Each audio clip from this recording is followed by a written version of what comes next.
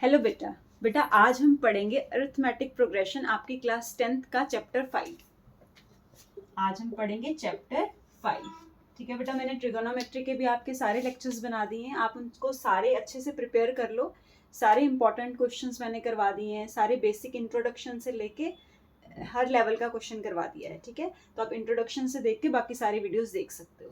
बेटा आज हम करेंगे चैप्टर 5, आपका है अरिथमेटिक प्रोग्रेशन। अरिथमेटिक प्रोग्रेशन बेटा इसको बिल्कुल बेसिक से हम समझेंगे कि अरिथमेटिक प्रोग्रेशन का मतलब क्या होता है।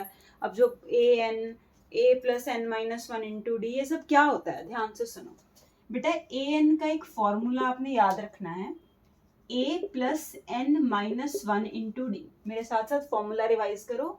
ए एन का क्या फॉर्मूला होता है, A plus N minus one into D. फिर से बोलेंगे, A N is equals to A plus N minus one into D. अब ए एन का यहाँ पे क्या मतलब है, पहले तो ये फॉर्मूला लर्न कर लिया। अब ए एन का मतलब क्या होता है, ए एन का मतलब होता है बेटा nth टर्म। क्या होता है ए एन का मतलब, nth टर्म। अब जैसे मैं बोलूँ 11th टर्म है ना, तो आप बोलोगे मैम A11। अगर मैं बोलूँ 32th टर्म तो आप बोलोगे A32। तो इस तरीके से उसका नोटेशन है बस। ठीक है, तो एन का मतलब nth टर्म, कोई भी टर्म दी हुई है 11th 12th कुछ भी हो सकती है, हमने इसको एक जनरल नाम दे दिया nth टर्म। ठीक है, उसके बाद बेटा ये जो ए होता है ये होती है फर्स्ट टर्म। फर्स्ट टर्म का क्या मतलब है, कुछ उसने नंबर्स लिखे होंगे आपके पेपर में, और जो सबसे पहले नंबर लिखा होगा ना सीरीज में, है ना 1 2 3 4 5, तो जो सबसे पहले नंबर लिखा है वो उसको हम ए बोलेंगे। ए मतलब पहली टर्म जो भी उसने क्वेश्चन में दी है। ठीक है, एन होता है बेटा नंबर ऑफ टर्म्स। एन क्या होता है, नंबर ऑफ टर्म्स। मतलब कि जो आपको सीरीज उसने दी है पेपर में, उसमें कितनी टर्म्स है, 5 है, 6 है, 100 है, 10 है, कितनी भी हो सकती हैं। तो एन का मतलब बस याद रखो नंबर ऑफ टर्म्स। ठीक है, और डी होता है बेटा जी कॉमन डिफरेंस। डी का क्या मतलब होता है, कॉमन डिफरेंस। सारी चीजें याद हो गई, कॉमन डिफरेंस अभी मैं समझाती हूँ क्वेश्चंस के थ्रू। ठीक है, A N is equals to A plus N minus one into D formula होता है।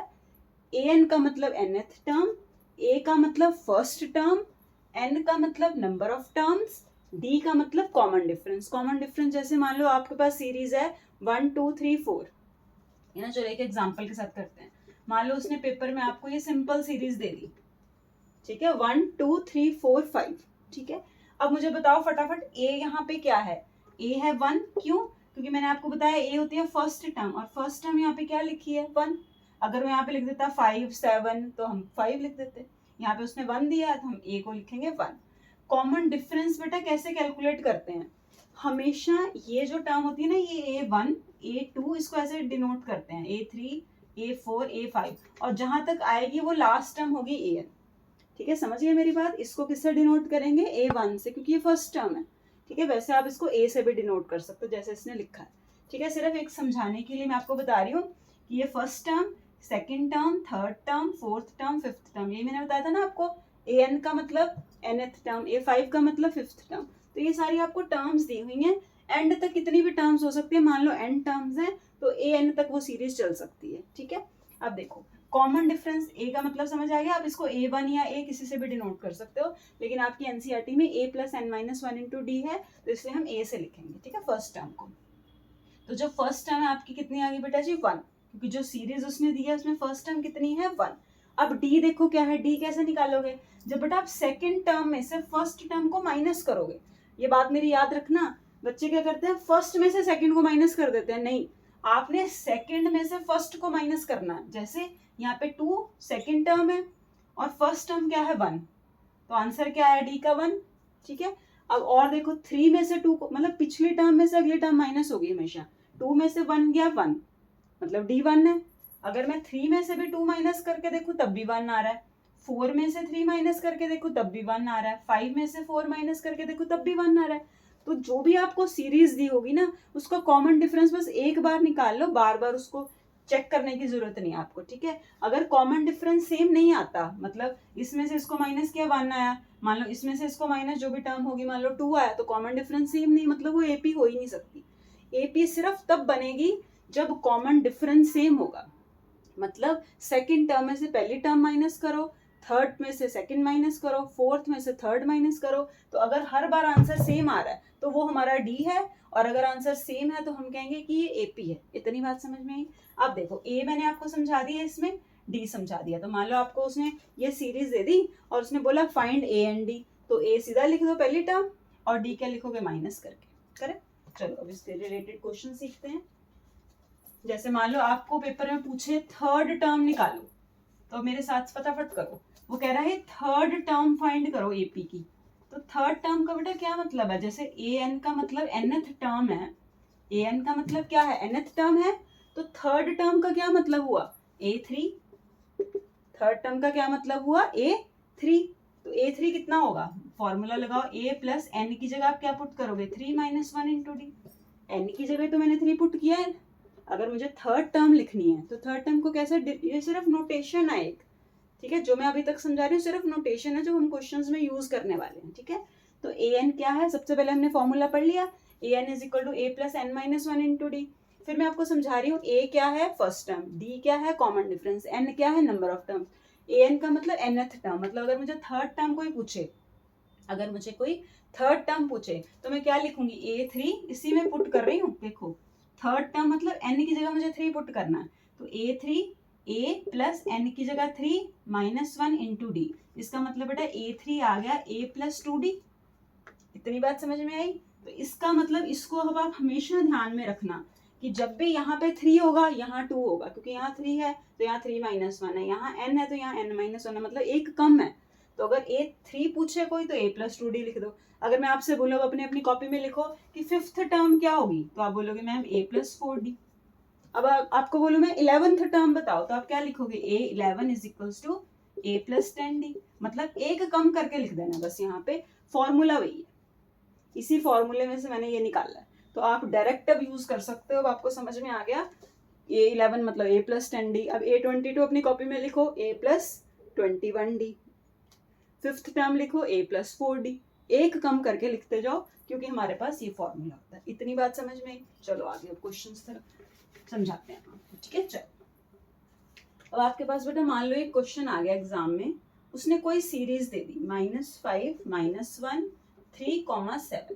ठीक है, आप क्वेश्चन को साथ साथ मेरे साथ साथ करते जाओ, -5 -1 3,7 सो ऑन। ठीक है, क्वेश्चन उसने पूछा है बेटा फाइंड ए एंड डी। अब फटाफट अपनी कॉपी खोलो और ट्राई करो इसको। ए एंड डी मैंने अभी आपको समझाया, ए क्या थी फर्स्ट टर्म, डी क्या थी कॉमन डिफरेंस। तो ए और डी फाइंड करना है आपको। कैसे करोगे, जो पहले सीरीज है उसको कॉपी करके लिख लो। लिख लिया सीरीज को कॉपी करके, फिर ए क्या थी मैंने अभी बताया फर्स्ट टर्म। फर्स्ट टर्म आप यहाँ पे कौन सी लिखी है -5, तो आप लिख दो -5। कॉमन डिफरेंस कैसे निकालोगे, इसमें से इसको माइनस करके। ये बस बेटा ध्यान रखना, हमेशा सेकेंड टर्म में से फर्स्ट टर्म को माइनस करना है। अब तुम जल्दीबाजी में क्या करोगे -1 -5 -6 लिख के आओगे, नहीं।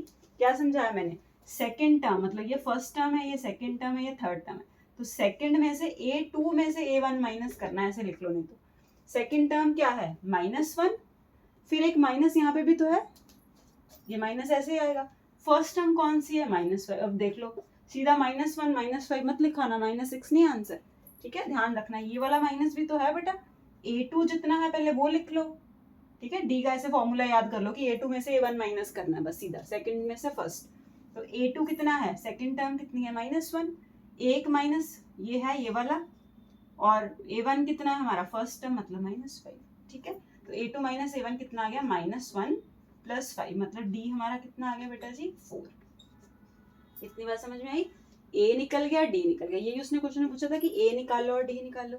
समझ आ गया, A first term D second term में से फर्स्ट टर्म को माइनस करके जितना आ रहा है उतना लिख देंगे। ठीक है, बस ये माइनस का ध्यान रखना बीच में, इसमें गलती नहीं होनी चाहिए। अब देखो बेटा नेक्स्ट क्वेश्चन। अब नेक्स्ट क्वेश्चन देखो हम क्या करने वाले हैं। क्वेश्चन है आपके पास बेटा, आपको कोई ऐसे हर बार ना ऐसे एपी का जब भी क्वेश्चन आएगा ऐसे सीरीज दी होगी, तो जैसे इसने series they the 2 7 12 so on, और उसने आगे लिख दिया बेटा फाइंड 10th टर्म। अब देखो ध्यान से, काम उतना ही है जितना मैंने समझाया, अब उसको अलग अलग तरीके से वो कैसे पूछेगा। वो कह रहा है 10th टर्म फाइंड करो। मैंने तुम्हें अभी समझाया कि ए एन का मतलब होता है nth टर्म। ए एन का क्या मतलब होता है बेटा जी nth टर्म। तो 10th टर्म का क्या मतलब हुआ A10, ये बात समझ में आई? अगर ए एन को आप nth टर्म पढ़ते हो, nth टर्म मतलब कोई भी टर्म है जो हमें पता नहीं है, ठीक है, जनरल टर्म है, तो अगर ए एन nth टर्म है तो 10th टर्म क्या हुई? A10, ठीक है, तो इसका मतलब आपको A10 फाइंड करना है, 10th टर्म फाइंड करनी है। इतनी बात समझ में आई? अब देखो, अब जब भी मैंने आपको समझाया कि जब भी आपको एग्जाम में क्वेश्चन आए आप A, D और AN बस इन 3 चीजों पे फोकस करो। अब मुझे फटाफट से बताओ AN का फॉर्मूला, क्या फॉर्मूला पढ़ा हमने? A plus N minus 1 into D, ये फॉर्मूला होता है। अब मुझे बताओ AN की जगह उसने क्या बोला? 10th टर्म, तो मतलब AN मतलब A10 हो गया 10th term, number of term 10th term find करनी है। A कितना है इस सीरीज में? A क्या होता है? फर्स्ट टर्म, तो फर्स्ट टर्म कितनी है? 2 प्लस n की जगह पे अब 10 है, nth टर्म 10 थी, n की जगह 10, देखो यहाँ पे भी तो मैंने n की जगह 10 लिखा है, यहाँ पे भी तो n की जगह 10 लिखेंगे। 10 nth टर्म मतलब जो टर्म an है, अगर 10th टर्म है तो A10 आएगा, मतलब n की जगह 10 आएगा। माइनस 1 इंटू डी कितना है? डी मैंने अभी कैसे समझाया कि A2 में से A1 हमेशा माइनस करके D निकलेगा, मतलब 7 में से 2 माइनस करके 5 आया, तो इसका मतलब बेटा डी आपका 5 आ गया, तो यहाँ 5 पुट कर दो। इतनी बात समझ आई? जब भी बेटा एपी का क्वेश्चन आता है 3 चीजें मेरी याद रखनी है। कौन कौन सी? A N is equals to A plus N minus 1 into D. A क्या है? फर्स्ट टर्म, डी क्या है? कॉमन डिफरेंस, बस, ठीक है। फिर वो जो भी क्वेश्चन है, जब जैसे उसने 10th टर्म पूछ लिया, मतलब एन की जगह उसने 10 दे दिया, तो हमने जहां जहां एन था फॉर्मूले में 10 पुट कर दिया। ए क्या होती है? पहली टर्म जो पहले नंबर पे लिखी है। डी कैसे निकालते हैं? हमेशा सेकंड टर्म में से फर्स्ट को माइनस करके, तो 7 माइनस 2 मैंने 5 लिख दिया, बस अब इसको सॉल्व कर दो, आंसर आ गया, ठीक है। 2 प्लस अब 9 इंटू 5, ठीक है, तो 2 प्लस 45 मतलब 47 इस क्वेश्चन का आंसर है, ठीक है। सॉल्विंग तो आप कर ही लोगे। चलो अब आगे आ जाओ बेटा, नेक्स्ट क्वेश्चन करते हैं। अब ऐसे क्वेश्चंस की हम प्रैक्टिस करते जाओ। अब वो कोई भी नंबर की टर्म पूछे तो ऐसे निकाल दे। अगर वो बोला कोई सीरीज दे दी, उसने बोला 13th टर्म निकालो, तो क्या करोगे? A13 is equals to A plus N minus 1 into d, मतलब ए प्लस 13 है तो वहां 12 आएगा, तो ए प्लस 12 डी। ए की वैल्यू पुट करो, डी की वैल्यू पुट करो, आंसर आ गया। चलो अब देखो क्वेश्चन और किस तरीके से वो पूछ सकता है। वो कह रहा है find the AP whose nth term is, अब ये क्वेश्चन ध्यान से देखना, nth टर्म इज, मतलब आपको सारे टाइप के क्वेश्चन भी बता रही हूँ साथ साथ कि किस किस टाइप का वो पूछेगा। पहला टाइप मैंने आपको बता दिया, ए और डी सिंपल फाइंड करना पूछ सकता है। दूसरी टाइप मैंने आपको क्या सिखाई कि 10th टर्म ढूंढो, 13th टर्म ढूंढो, ऐसे कुछ भी दे सकता है और फॉर्मूले में सीधा सीधा पुट कर दो, ठीक है।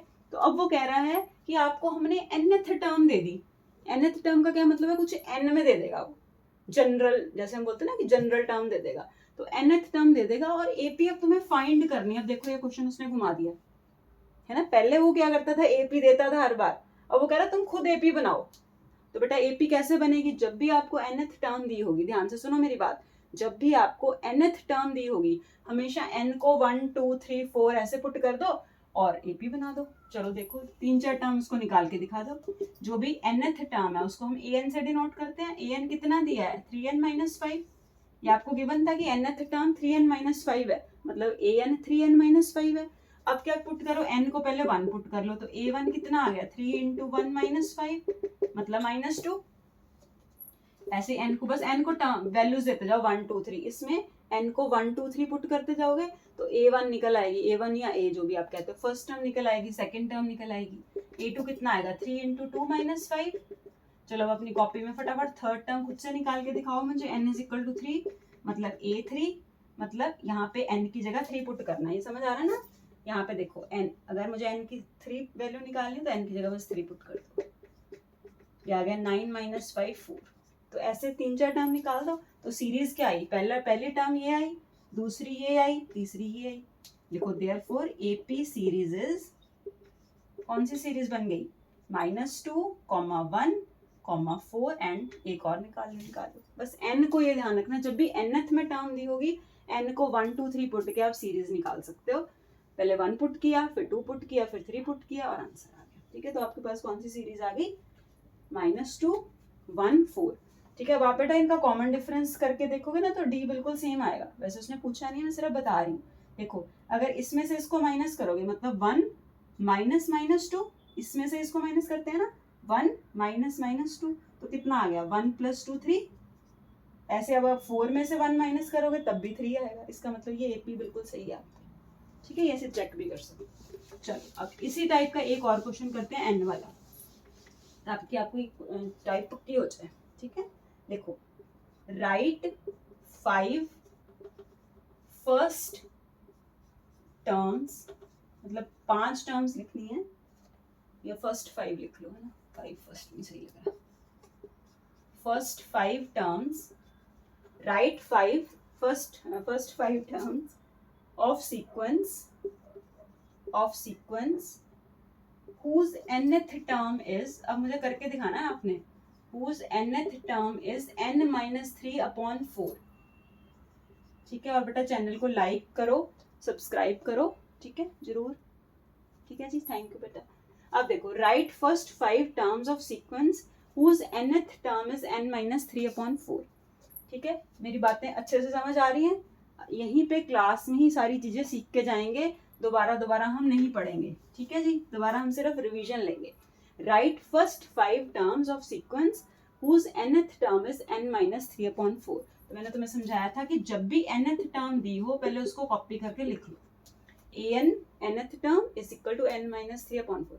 जब भी nth टर्म दी हो और AP निकालने, उसमें उसने बोला था AP निकालो, उसमें पहले 5 टर्म निकालने के लिए बोला, बात तो सेम ही है। ठीक है, तो आप n को पहले 1 पुट करो। ठीक है, जहां जहां n है ना वहां पहले 1 पुट कर दो, जैसे पिछले क्वेश्चन में किया था। तो ये कितना आ गया -2/4, इसको सॉल्व किया -1/2। इतनी बात समझ आई? अब n को 2 पुट करो, 2 पुट करोगे तो कितना आएगा 2 - 3/4, मतलब -1/4। अब मैं यहाँ कर रही हूँ, आप अपनी कॉपी में करो। n को 3 पुट करो तो थर्ड टर्म आ जाएगी 3 - 3/4, 0/4, मतलब 0 आ गई।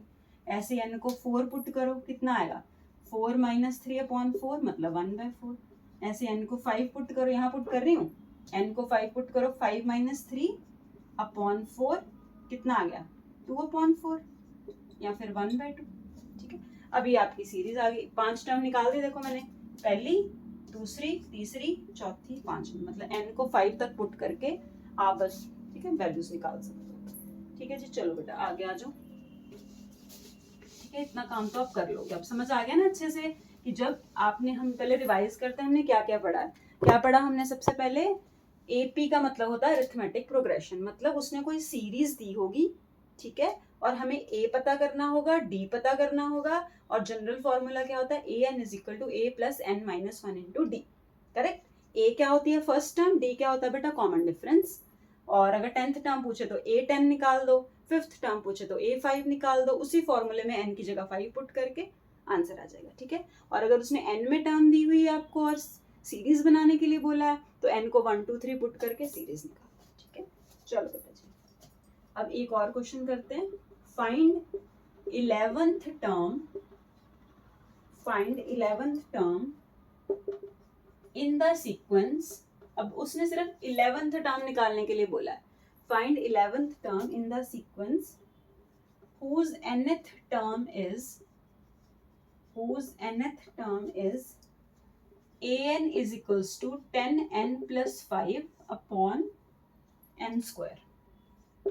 अब देखो, मैंने जितने टाइप के तुम्हें क्वेश्चन करवाए हैं, ये कौन सी टाइप में आ रहा है? कौन सी टाइप में आ रहा है? थर्ड वाली में, जिसमें मैंने सिर्फ आपको सिखाया कि n में दिया होगा, बस n को 1 2 3 पुट करना है। अब यहाँ पे तुम क्या गलती कर सकते हो, तुम सीधा n को 1 2 3 पुट करने लग जाओगे।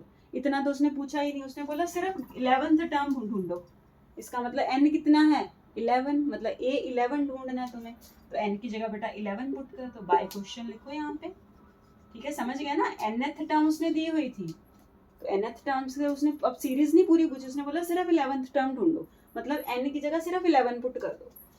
तो बस कर दो बेटा 10 × 11 + 5/11 का स्क्वायर। ये कितना हो गया 110 + 5। ठीक है, 105/121। इसको कटिंग करनी है कर दो। ठीक है, बस ये होगी नहीं शायद इसकी कटिंग, यहीं पे आंसर छोड़ सकते हो। ठीक है, क्योंकि ये 4 बन रहा ना। हाँ ठीक है बेटा, समझ आ गया AP का। चलो बाकी काम हम कल करते हैं, इसको रिवाइज करके रखना कल तक, और चैनल को सब्सक्राइब करो, जैसे अब मेरी नेक्स्ट वीडियो आएगी आप तक पहुंच जाएगी। ठीक है, तो आप इसको पहले समझो, फिर आगे नेक्स्ट लेवल के क्वेश्चन करेंगे। थैंक यू बेटा।